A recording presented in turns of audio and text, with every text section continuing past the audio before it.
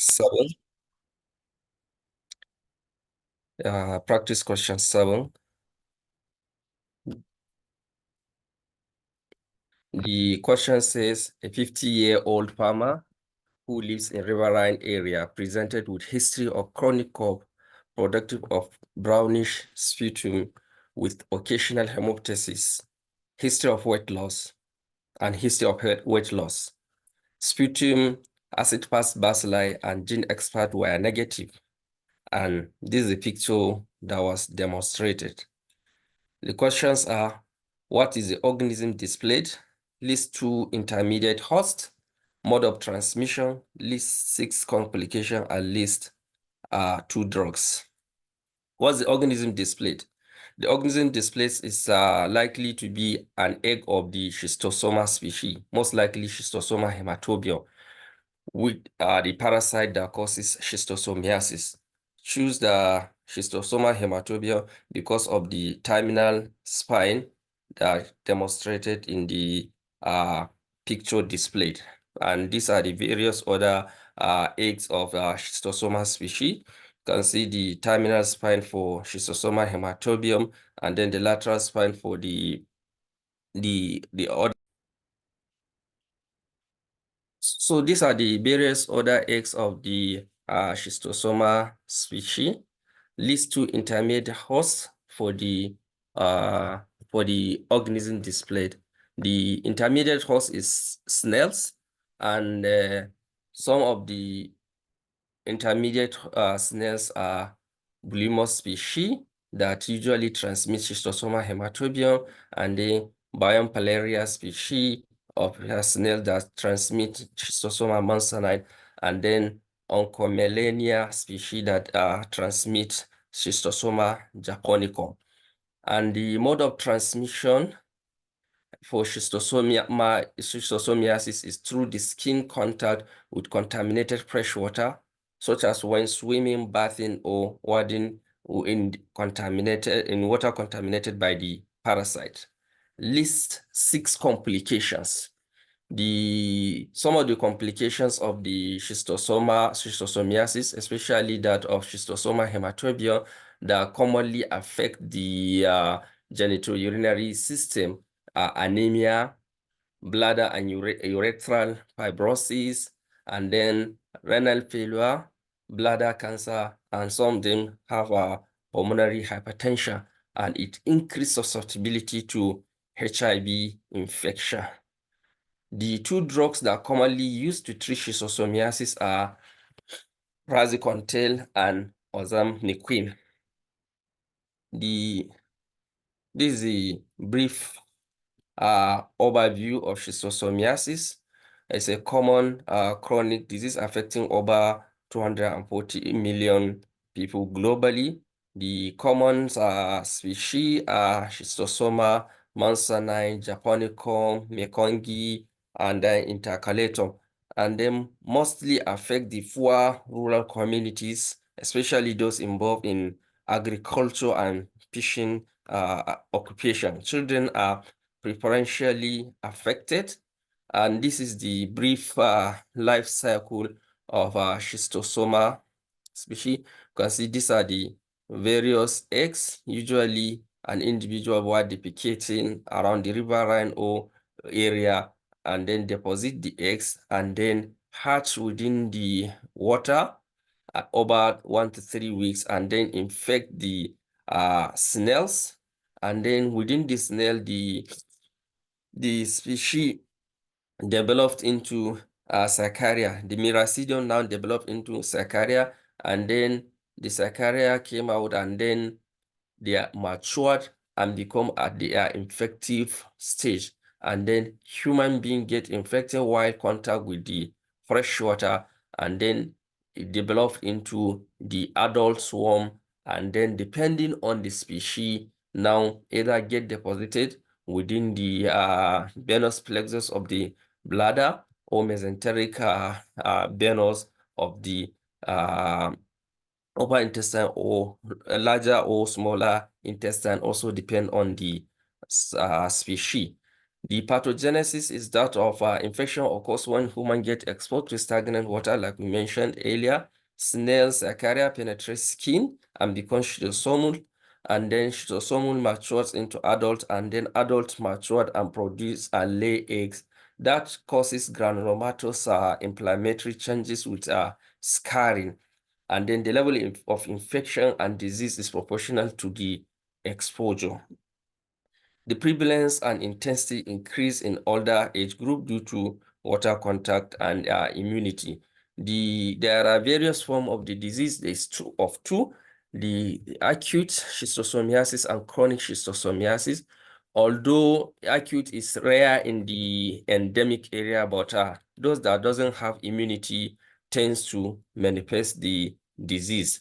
It's actually immunological reaction due to hypersensitivity to juvenile schistosomula.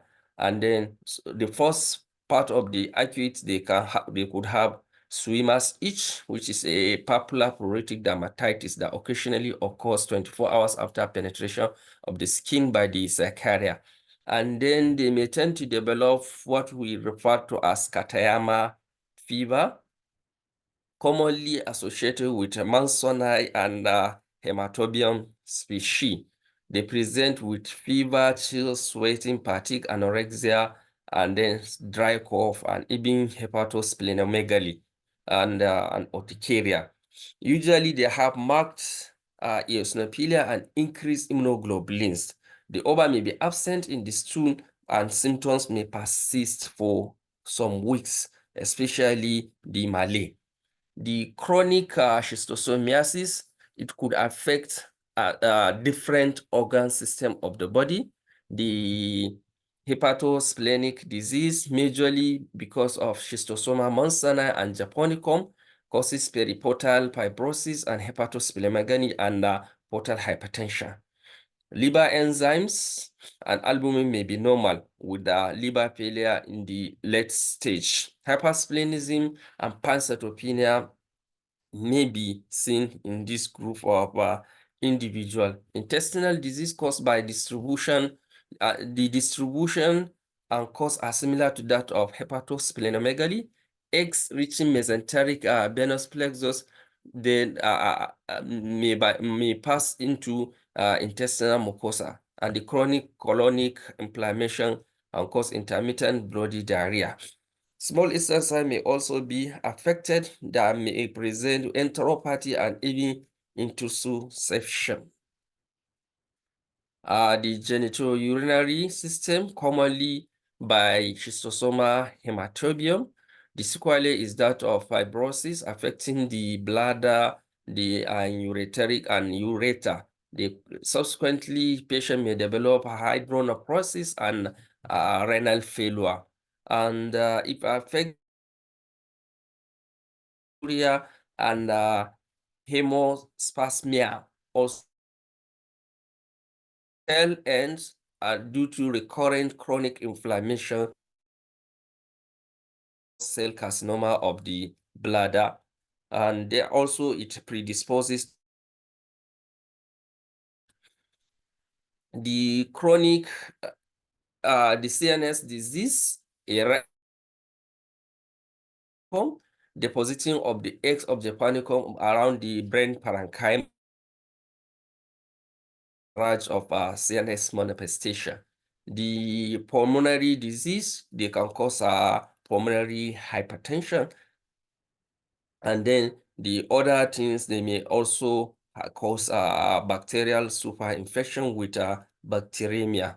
So the diagnosis is usually by stool, microscopy, CAR-2-CAS preparation. Serology may be done, but it's not that specific. The management for the acute schistosomiasis is supportive management by giving antihistamine and then the steroid, and then with the praziquantel, although they may not be effective against the schistosomula, but subsequently it's advised that individuals should 3 months, where if at all the adult worm developed. For the chronic, praziquantel is effective against all the species. And then the other drug that could be used is ozamniquin. Prevention and control, health education about the cause of the disease, the route of transmission, and the where individual can get the disease. Then they get that. And for those that already get infected, mass administration of drug, and then advice for personal protective equipment, especially for the farmers. They should use rubber boots and avoid recreational swimming in at-risk area. Rapid and vigorous drying of skin pollen contact may have some little effect where most of the Zachariah may die. And then we can treat the vector molluscicide can be given to patient. Thank you very much for listening. Thank you very much, Dr. Dalhat, for this very, very good presentation on schistosomiasis. We all know that schistosomiasis is one of the tropical diseases that commonly comes in exams. So thank you very much for that. I have to agree that when I was looking at the question, I also thought it's schistosomiasis, and that's why we are here for the guidance. Ma. Thank you very much. Thank you. So as Chief Christabel said, I think if we have one or two things about paragoniamiasis, we can go ahead. Or maybe we, if there are questions first, but I think it's better we go for the paragoniamiasis questions about the schistosomiasis. I don't know which one are we starting. Questions on the schistosomiasis, because this time around it might be schistosomiasis that might come. You understand? So that's why I allowed him to let's discuss it and just take a few minutes to tackle the paragoniamiasis. It should not take time really. So because what if you just went for exam and you saw the paragoniamiasis?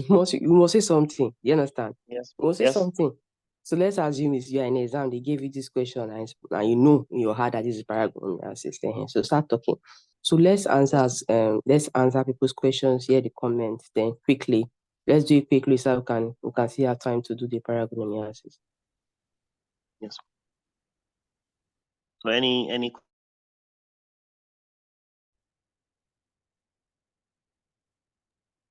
I'll prefer the exam candidate just going for the exam. Dr. Yahaya, Dr. Datu, Dr. Precious, Dr. Agu. Those going for the exam. We are proud to be speaking, please. We need people to be speaking, please.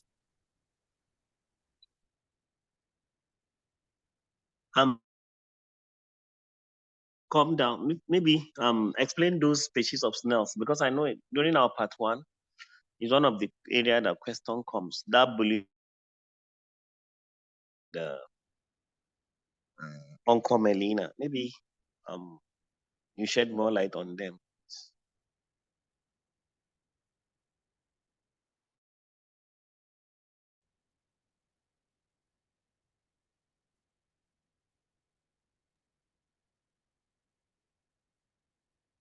Well, the only thing I know, Secaria, or the eggs, the miracidia of the various election to particular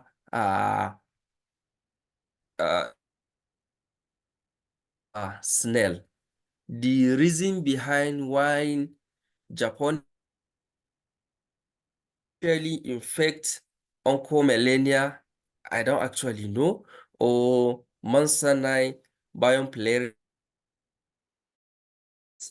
for the hematobium. I don't know actually the reason, but what is known and what's documented is that Bulinus is preferentially get infected by malaria by Monsanite and then oncomelina by Melania. What I know about them. Thank you. Okay, thank you very much. Then I don't know. Sorry, I was distracted a bit when you are mentioning complications. Medical. I don't know whether you exhausted the liver disease complications like portal hypertension, in which they cause that periportal pipe stem fibrosis, and spinal cord can also be affected. They can come down with, is one of the cause of cord compression.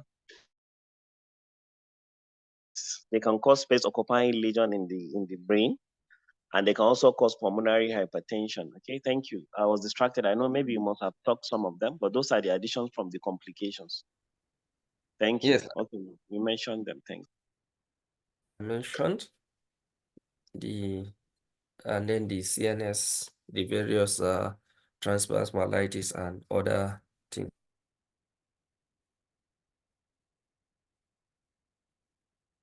And Dr. Dr. Yahya, I Success think you are coming. Okay. yes, ma'am. Dr. Success wants him to project the question again. You will. I think that was what I was about saying. Since there are no more comments on the schistosomiasis, let him project the questions. Let's attempt it. Okay.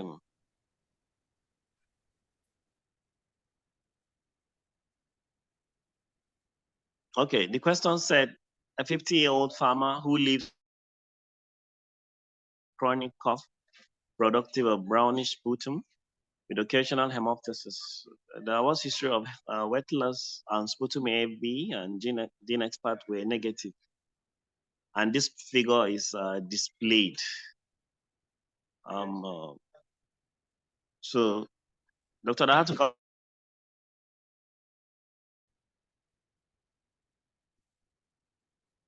so could we say is Paragonimus westermani? Well, This is the over. Okay, the over of Paragonimus westermani. Yes, Paragonimus westermani.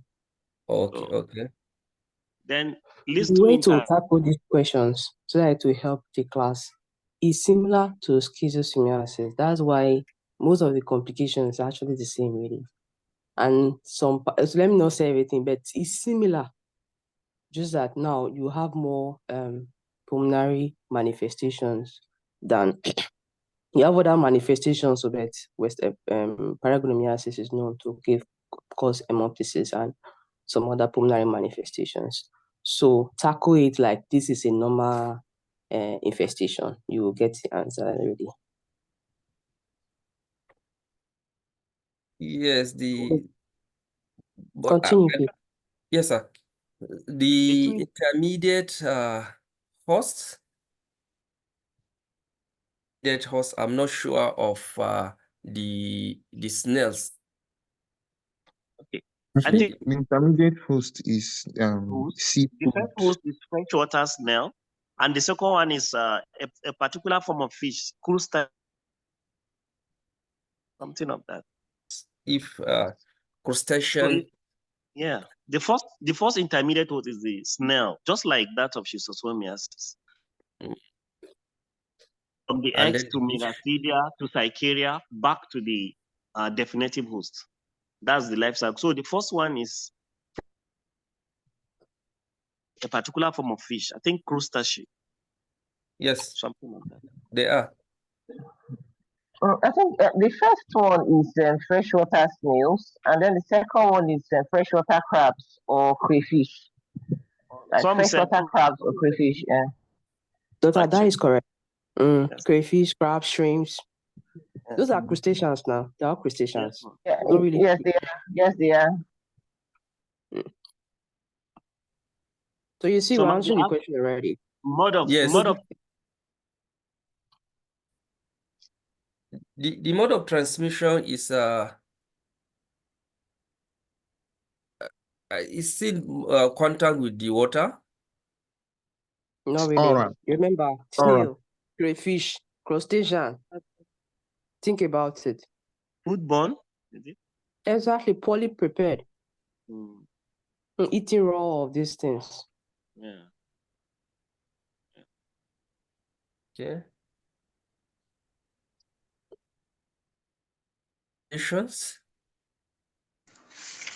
The complication 6. If you're able to give 20 here, Dr. Dahatu. Yes. Doctor. Yes, some of the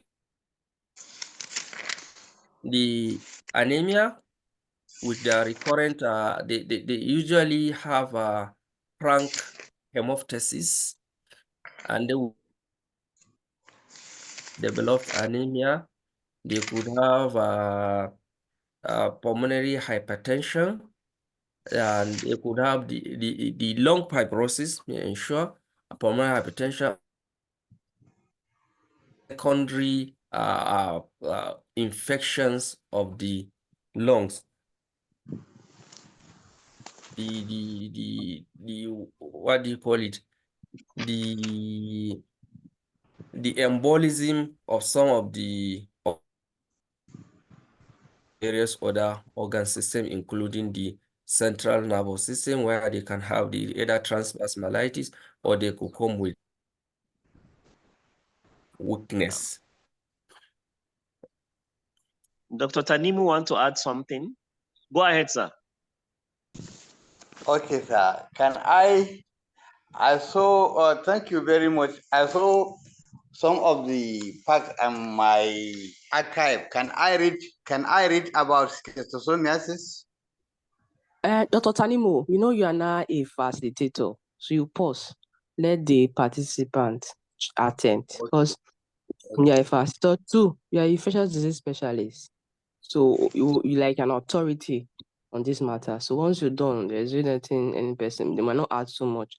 So we want them to make attempt to come to realize that what somebody did for you and what you did for yourself, are two different things. Dr. Datu is doing so well.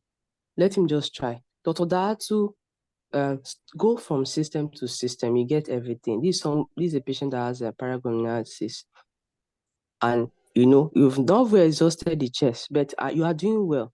Exhaust the chest, then go to neuro, the CNS. As when you finish the CNS, enter the skin, the CVS. You see, you've said a lot, but remember, since this is it causes more pulmonary manifestations. Exhaust pulmonary manifestations first, because that might be what is even their marking skin. Exhaust it first, then you now go over to the brain. If they are and these worms circulating the brain, what can it cause? If it's circulating the GIT, what can it cause? You said quite a number in schistosomiasis. Just repeat them really for paragoniamiasis. Just like I mentioned, apart from the hemoptysis that they could have, the secondary lung infection they could have in the lungs, and also during the course of it, they may have a pleural. Subsequently, they could have a lung fibrosis and then lungs destruction syndrome. I mentioned if there is embolism of either the adult worm or even the eggs, when it gets deposited to the nervous system, they could come down with a transverse myelitis, and also in the brain, they could have focal limb weakness, or even seizure disorder at the tail end with recurrent inflammatory changes. And then when it get deposited into not periportal hypertension, and that's towards the tail end of the process, they could have a periportal hypertension, and then the GI tract as well, and then the other organ system. I think that's what I can attempt. You have done well. You have done well, really. You have. Well done. The other participant can add more so that he can answer the last question, which is number 5. So in CNS, they can cause seizures. He said it. He said it. Okay. He did. But thank you. Okay. If there are no more, let him. Continue, please. Okay, can I just add a little more? Please go ahead. Okay, for the pulmonary complications, they can actually come down with infections like interstitial pneumonia, bronchitis, bronchiectasis. They can also come down with bronchopneumonia, lung abscesses, pleural effusion, empyema. Then for the CNS, they can come down with, they can present with headaches. Then for the GIT, they can present with hematochezia, they can present with vomiting. For the skin, they can present with subcutaneous nodules, like mobile nodules. Then they can also present with, I also saw hematuria. I think the hematuria too is also there. So I think these are basically some of the things that, then also for the eyes, they present with poor vision. I saw poor vision also for the eyes. Okay, so that's what I can add to it. Thank you. Thank you.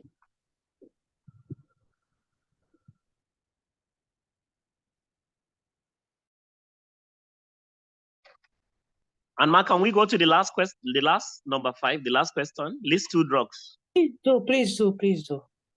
Okay. Yes, praziquantel.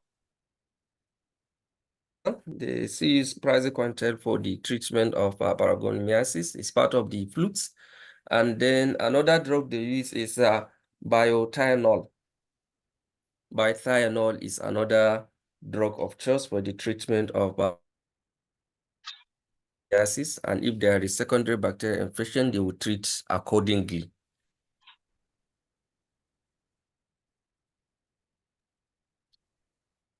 Yes, ma'am. I don't know if there is other additions. You said praziquantel and what, please? Praziquantel and biotianol. Okay, there's another one too. Triclopridazole. Which one, ma'am? Triclopridazole? Yes. Okay. Triclopridazole. Triclopridazole. Yes. They said this can cure cases other than when drug fails, when other drugs fail. This can actually fit in. That's when praziquantel and then biotianol actually fails. That triclopridazole can cure it when these other first to fail.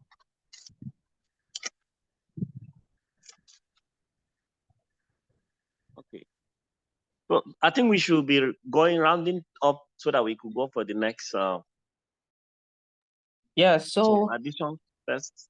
So the participants have done well. Remember, depending on the level of response, if there are a lot of complications, a lot of inflammatory complications, the patient might benefit from steroid too. So remember that just in case, don't know how the questions will come from, but in case there are a lot of massive inflammatory reactions, remember corticosteroid will have to come in, systemic corticosteroid will have to come in. So that's that. So overall, Dr. Datu, thank you so much. The class, Dr. Florence, Dr. Ada, Dr. Tanimu, do you have any comments before we end this particular question? Okay, thank you very much for this presentation. I'm looking at one of my archive. The schistosomiasis is also called liver. That is paragoniamiasis. Paragoniamiasis is also called liver flukes. It affects Africa and Asia. There is about 20 million worldwide in one of the studies. There are various species of Paragonimus. There is Paragonimus westermani. That is what we are seen in China. There is also Paragonimus africanus. That is what is seen in mainly Africa, especially Cameroon. And there is also Paragonimus uterobilateralis.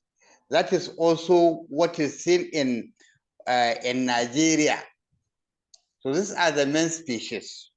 The infection, usually the infective state is metasarcaria.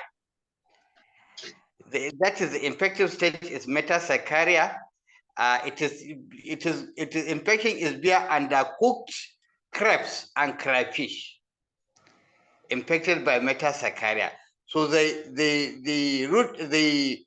transmission is by undercooked crabs or crayfish. with metasarcaria in it. So that is the main infective stage and the root or the cause of the disease. 40 species in the genus of Paragonia. There is about 40 species. Adult worm lives in lungs of some mammals, wild and domestic felines and canine. Eggs are cooked with sputum to GIT, then excreted in water. Develop to mycelium, then hatch and penetrate snail. The snail mainly genera Thyridae and Pleurisiridae. Multiply and develop to Saccharia. Later enter the Saccharia enter water. An intermediate host is protamid. To second, so from the Saccharia enter intermediate host. After hatching, the stage is that the adult worm lives in lungs of some mammals, wild and domestic, excreted in water, developed to mycelium. Then the egg hatch to mycelium, which penetrates the snail. After penetrating the snail, it multiplies to Saccharia, then later enter water. So that is after multiplying in the snail, the mycelium multiply in snail and then get out of the snail and enter water. Then it entered to second intermediate host, protamid, either fresh water, crabs or crayfish. So that is it. So after mycelium hatch in the egg, it enters into the snail and it develops into Saccharia. So the carrier get out of the snail and enter the protamid, that is mainly crayfish and crabs and crayfish. So that is where the Saccharia develop into metasarcaria. So after collecting those crab and crayfish, when they are undercooked, that is the mode of transmission, crabs and crayfish. So this is it can go into various organs. It can go into various organs. Diagnosis, various form of diagnosis using skin test, sputum, culture, egg in stool, sputum, bronchoalveolar washing. Gold standard for diagnosis is detection of egg in sputum or pieces with sensitivity of 50 to 70%. There is also immunological diagnosis of the parasite antigen are highly sensitive. A lesser detection early and chronic infection. There can also be radiology, lesion as nodular, patches, infiltrate, and efficient, like as another person said. There can be also diagnosis can also involve brain CT in case of chronic cerebral paragoniamiasis, which reveals a characteristic feature of soft bubble appearance of dilated ventricles. So in brain CT, you will see soft bubble appearance of dilated ventricles and multiple dense calcification and calcified cystic lesions. Drug of choice in treatment of paragoniamiasis is praziquantel. Is given at 25 milligram per kilogram body weight 3 times a day for 3 days. It's nearly 100% effective in all species we mentioned. Alternative drug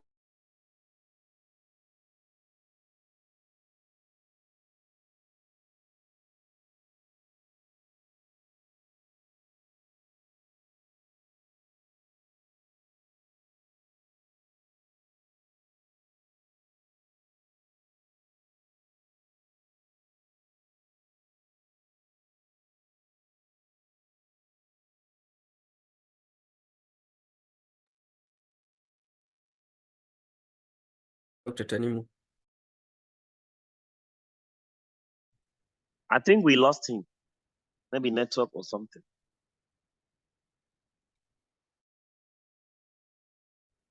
I don't know whether Dr. Maduka or Korofo can start sharing the slide for the second presentation. Okay.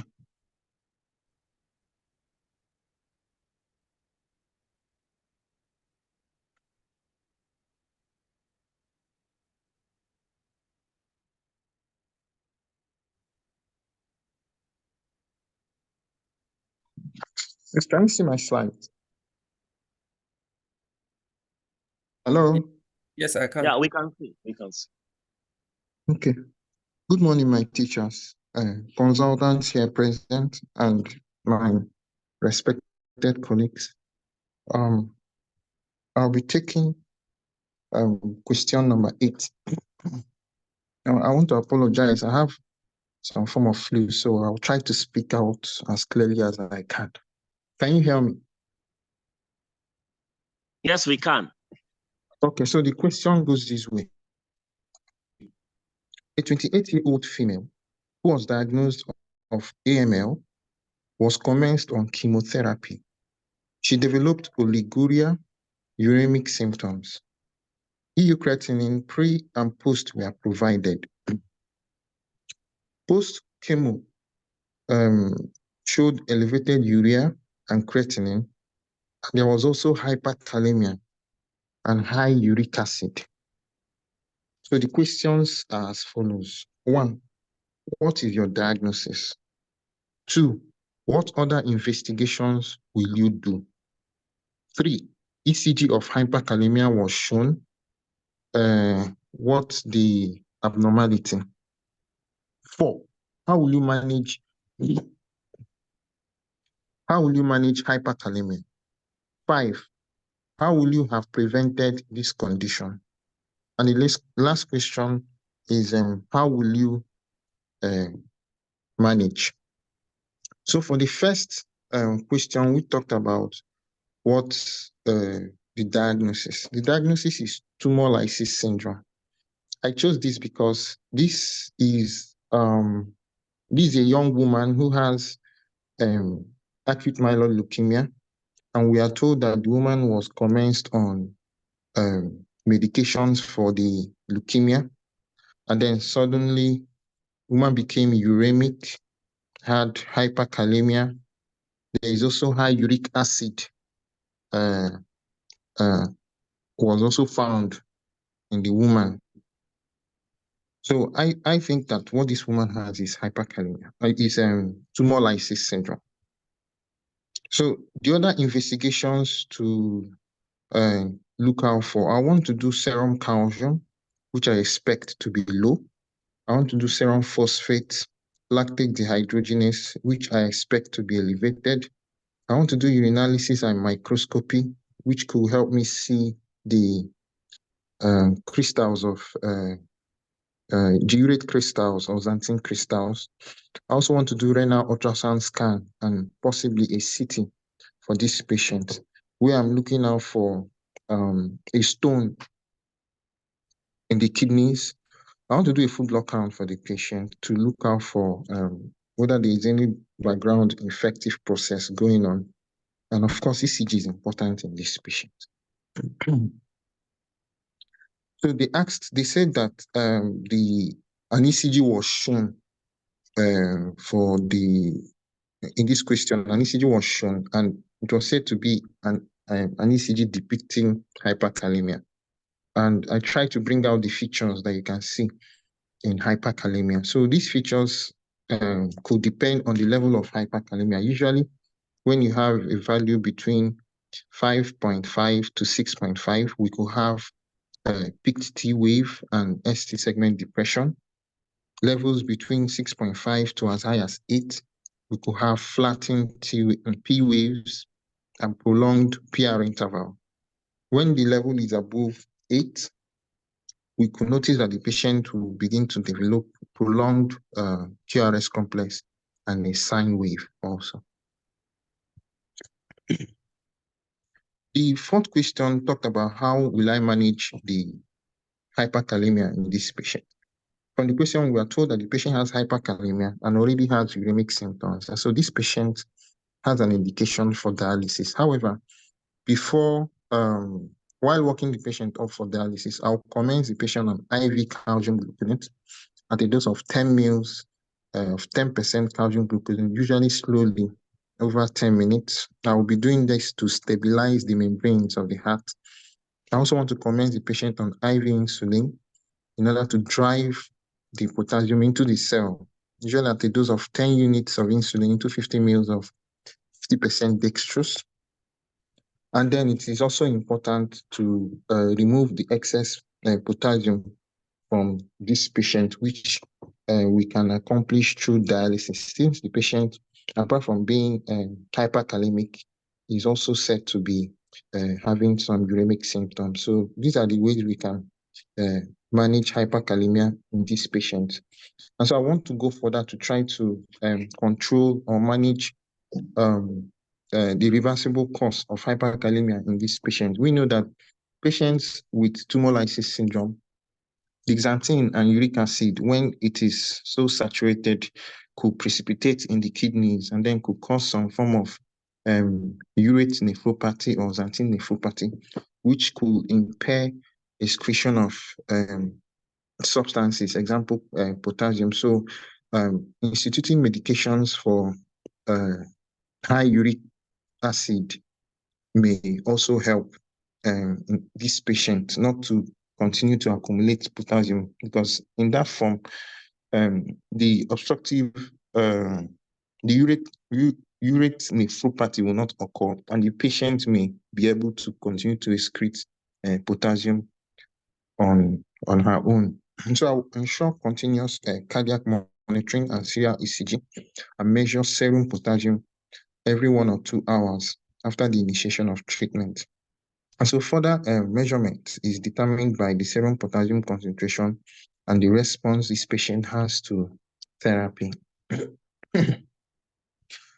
So the number 5 question was asking how we can prevent this in this patient. Now, prevention of tumour lysis syndrome in this patient, if this patient hadn't developed it, is basically based on hydration and giving hypouricemic agents such as rasburicase and rasburicase or allopurinol.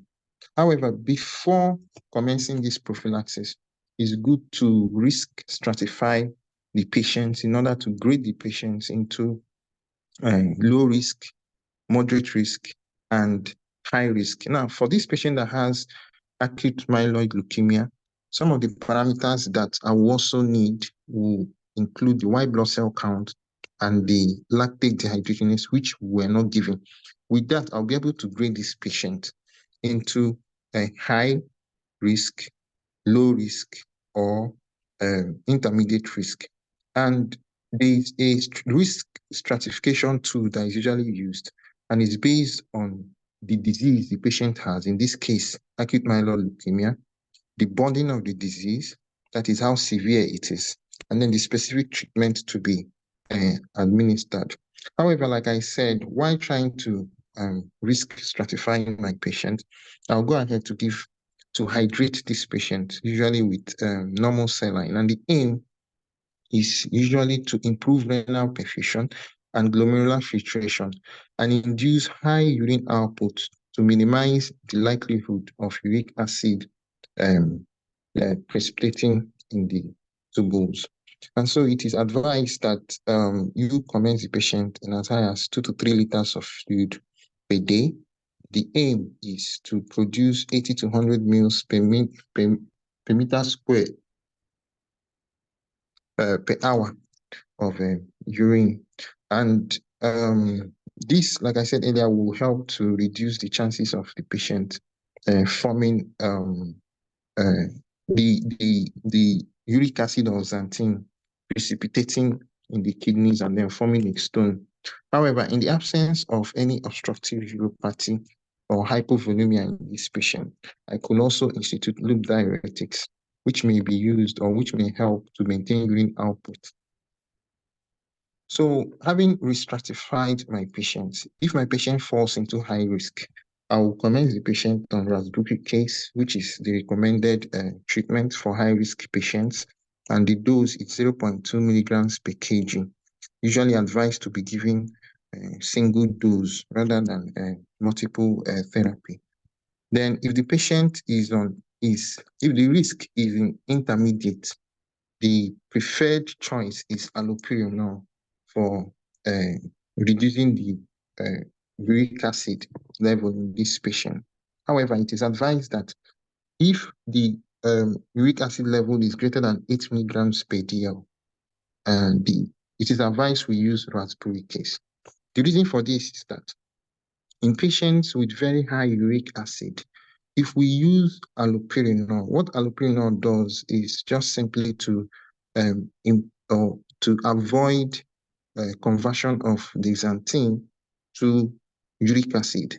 And so in high-risk patients that will have high tumor burden, if you give allopurinol, you find out that the patient will now continue to accumulate xanthine, which in itself can precipitate in the kidneys and also cause what we are trying to prevent. For low-risk patients, if my patient is low risk, the advice is just to monitor the patient and rehydrate this patient. And then patient may also be given, actually what is just advised is just rehydration and monitoring for low-risk patients. Now, the last question said, how will you manage this condition? So, like I said, I think this patient has tumour lysis syndrome, and it will involve multiple disciplinary approach. I'll need the services of a hematologist because of the malignancy the patient has. The nephrologists, nurses, and lab technicians will also be of help. And so this patient will receive intensive nursing care with continuous urine output and cardiac monitoring and measurement of electrolytes, creatinine, and uric acid, usually advised every 4 to 6 hours. I want to comment correction of electrolyte abnormality like I discussed earlier, and institute hypouricemic agent, rasburicase at 0.2 milligrams per kg. Excuse me. I will commence IV fluid in attempt to wash out the obstructing uric acid crystals with IV fluids and loop diuretics, and the appropriate use of renal replacement therapy as this patient is uremic will also be instituted. So I try to make a very short slide on tumour lysis syndrome. The tumour lysis syndrome is an oncologic emergency which usually occurs in people in people that have malignancies that are described as being of high burden, and usually when they are commenced on treatment, or even for some of them spontaneously, they will now cause tumor breakdown and then release large amounts of potassium, phosphate, and uric acid into the system. Excuse me.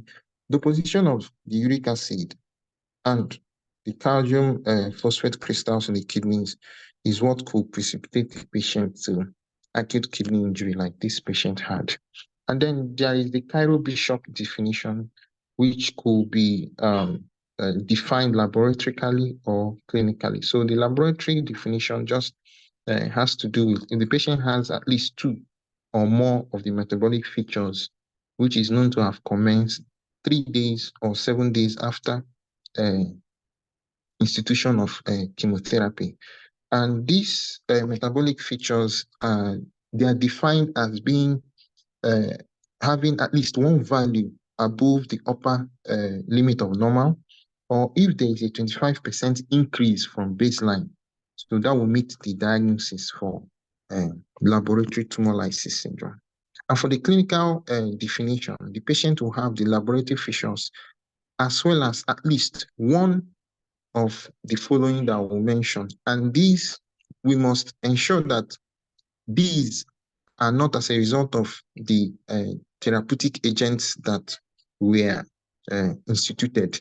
So these will include an increase in creatinine greater than 1.5 times the upper limit of normal, when the patient has cardiac arrhythmias or if there is death, and if the patient has seizures. So if the patient has laboratory features plus at least one of these three, it meets the Cairo-Bishop's definition for tumour lysis syndrome. So the risk factor for tumour lysis syndrome has to do with people that have tumors that are described as high burden, usually high-grade lymphomas, patients that have acute lymphoblastic lymphoma. It could also, like I said earlier, occur spontaneously or in other tumor types with high proliferative rates or high sensitivity to cytotoxic drug. And development of medications that are targeted have also been shown to be a risk factor to development of tumour lysis syndrome. And so briefly for the pathogenesis, usually, like I said, this can occur spontaneously or following initiation of cytotoxic medications. And upon administration of these medications, certain intracellular contents are released into the circulation. And these include hyperkalemia, hyperphosphatemia. There could be secondary, usually the secondary hypokalemia, hyperuricemia, and the patient may also have acute kidney injury. So with this high tumor burden or patients that have the risk factor, usually there is purine catabolism, which is converted to hypoxanthine and xanthine by xanthine oxidase. And so these xanthine and hypoxanthine, when the concentration in the body is so high, it could precipitate in the kidney and it could cause xanthine nephropathy. Xanthine ideally is supposed to be converted to uric acid by the same enzyme. And when the quantity is also too high and saturation occurs, there will also be precipitation in the kidney. It is worthy of note to also point out to us that uric acid can be converted to allantoin, which is usually soluble and can be excreted by the uric oxidase. However, the humans do not have this enzyme, and so this enzyme can be given as a drug. In this case, raspberry case, which is a uric oxidase. So hyperphosphatemia, which is the phosphate that is released from the tumors, could lead to secondary hypocalcemia, and then the patient may develop tetany or seizures. And so when the calcium concentrations and phosphate concentrations are so high, usually when it exceeds 60 milligrams per DL squared, there is an increased risk of precipitation in the renal tubules, which can also lead to acute kidney injury. So the clinical features usually is related to the substances that are released by these tumors into the blood system or bloodstream. And then it could range from nausea to vomiting. The patient may be lethargic. Patient may have arrhythmias, seizures, muscle cramps, and in extreme cases, the patient may also have a sudden death. So like I talked about initially, you can grade the tumor. You can grade tumour lysis syndrome based on severity between 0 to 5. And so this is a table that I put up, and you use the creatinine, the cardiac arrhythmias, and then seizures for this grading. We can look at it on our spare time because of want of time now. So for patients that you think may develop tumour lysis syndrome, or for patients that you want to comment on chemotherapy, it is wise to risk stratify these patients, like I mentioned earlier. That helps us know what to give this patient based on the risk that they have, whether it's low risk, intermediate risk, or high risk. In our patient had acute myeloid leukemia. And if you look at the table at the lowermost part of the table, you see the things you use for classification for a patient that has acute myeloid leukemia. So like I also mentioned earlier, you need the white blood cell count and the lactate dehydrogenase. And based on the levels you get, you may be able to risk stratify the patient into low risk, intermediate, or high risk. So these are for other malignancies. So management of the patient is just like I described earlier. The patient who presents with tumour lysis syndrome should receive intensive nursing care, where electrolytes, where the urine output is measured, and then cardiac monitoring and electrolytes are also monitored. Effective management involves combination of treating specific electrolyte abnormalities, example, hyperkalemia, and also trying to manage acute kidney injury in this patient. And like I tried to mention earlier also, if the level of the uric acid is greater than 8 milligrams per DL, rasburicase is advised to be given. And then if rasburicase is given, a single dose is recommended rather than multiple therapy. However, if a single dose therapy is used, uric acid levels should be monitored closely, and additional doses of rasburicase should be given when hyperuricemia reoccurs. It's worthy of note that febuxostat can also be used. Indications for renal replacement therapy in this patient include severe oliguria and anuria, hyperkalemia like our patient had, and if a calcium phosphate product is greater than 70 milligrams squared per DL squared. So these patients should also be monitored.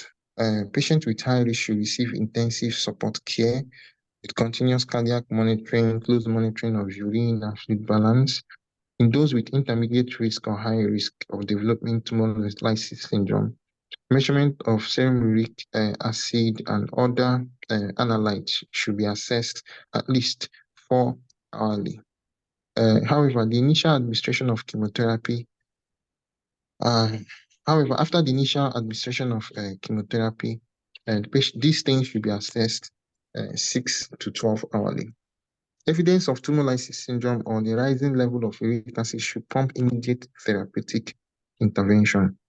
So prophylaxis is also, like I said earlier, the basis is just the use of hydration and hypouricemic agents. And like I said, the patient should be risk stratified and grouped into low risk, intermediate, or high risk. And based on that, for instance, if the patient has a high risk, even as we are going ahead with hydration, aiming at least 2 to 3 liters a day, the patient should receive the rasburicase at a dose of 0.2 milligrams per kg. For intermediate risk patients, allopurinol is advised. However, you can also give rasburicase depending on the level of the uric acid. For low-risk patients, it is advised we just watch and wait, and then hydration is also important in these patients. So, in summary, tumour lysis syndrome is a common oncologic emergency. Early detection and institution of appropriate management improves chances of survival. Sorry for the typographic error. Thank you very much. I welcome questions and contributions from everyone. Thank you. Thank you, Dr. Maduka, for this lucid presentation. It's actually a very nice one. Well done. Thank you. There are a lot of comments in the chat box. I think let me start reading them before entertaining contributions. Dr. Mamodu said, IV fluid resuscitation is a mainstay of the treatment, as you rightly said. Most sources agreed on the target fluid of 3 liters per day. And in patients with hyponatremia or dehydration, normal saline is suggested. In all other patients, dextrosaline is acceptable to limit sodium retention. That's comment from Dr. Mahmoud. Then Dr. Success said, please, in the rehydration of patients with tumour lysis syndrome, they should receive continuous infusion of about 4 to 5 liters. Thanks for the beautiful presentation. Dr. Mahmoud also came back again and said, rasburicase is expensive and can lead to devastating hemolytic anemia in GCS-PD patients, just like many other drugs that can lead to hemolysis in GCS-PD deficient patients. Then Dr. Chidima said hyperkalemia is also as a result of rapid lysis of tumour, leading to release of intracellular erythrolytes. Thank you for the lovely presentation. Dr. Mahmoud again came back and said, thank you, sir. Since there is secondary hypocalcemia, will you give calcium supplementation? I think that's a form of question that he wants to attempt. Thank you. Thank you very much for all the comments. They are well appreciated. For the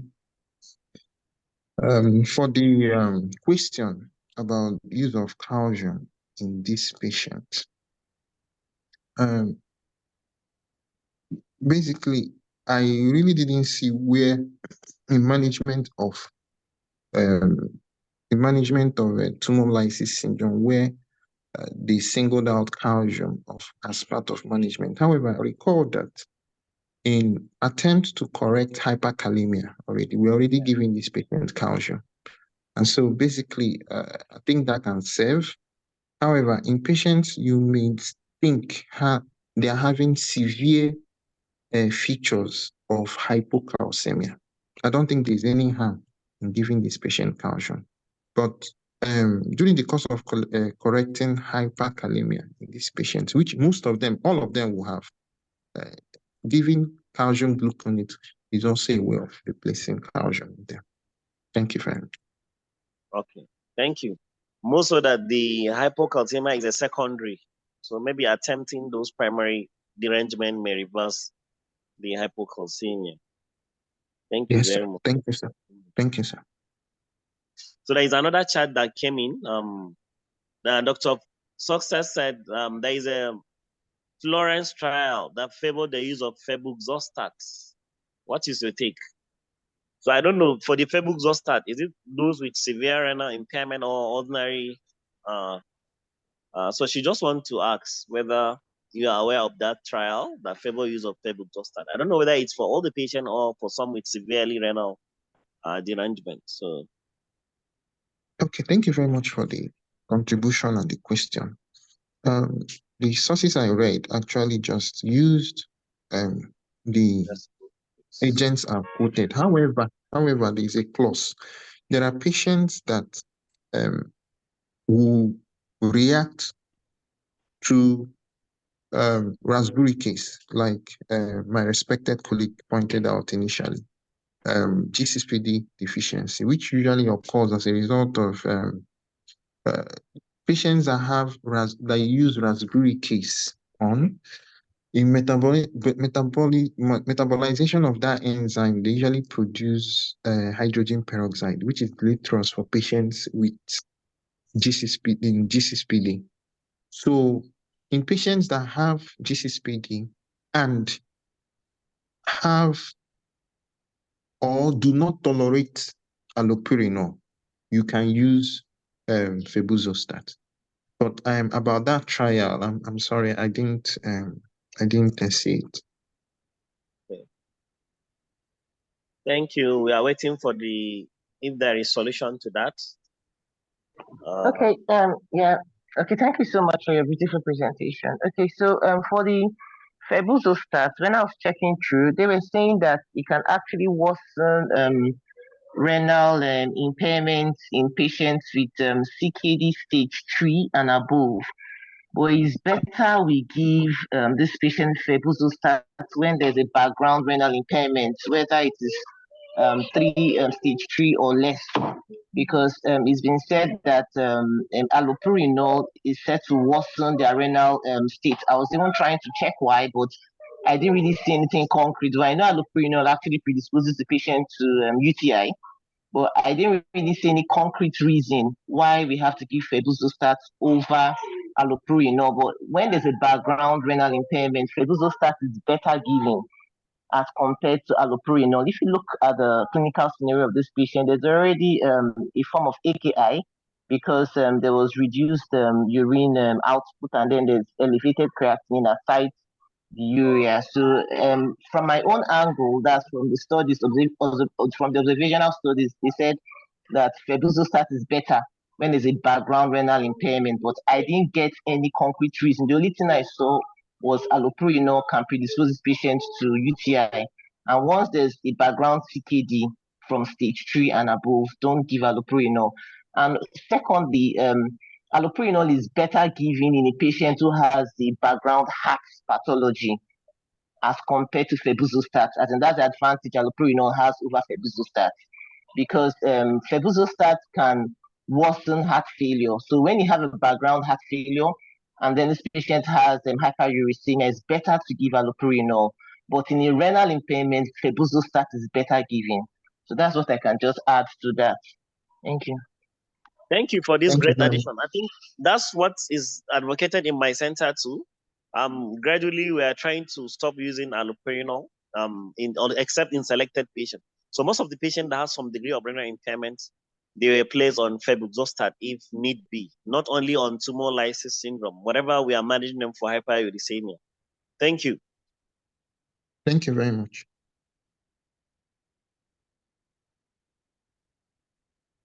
So, any other? Dr. Yahya. Yes, ma'am. I think we've done justice to this question. Yes, ma'am. Thank you for Dr. Maduka. It was quite lucid and clear. I'm not surprising at all coming from you. But what you just do is you have to work on your time management. You are still to relax, So work on your time management. Besides that, it was a wonderful presentation. Once again, I want to appreciate Dr. Florence Alamama for her contribution. Dr. I don't know if I got all the names, but thank you all for your contribution. Thank you all. I appreciate everybody's input, really. Dr. Mahmoudou Jafar, our keyboard specialist. Please, all those stuff you put on the keyboards in the chat, please, if you can put it on the general platform, that would be nice, so that the presenter, actually, Dr. Dahatu, we have access to this.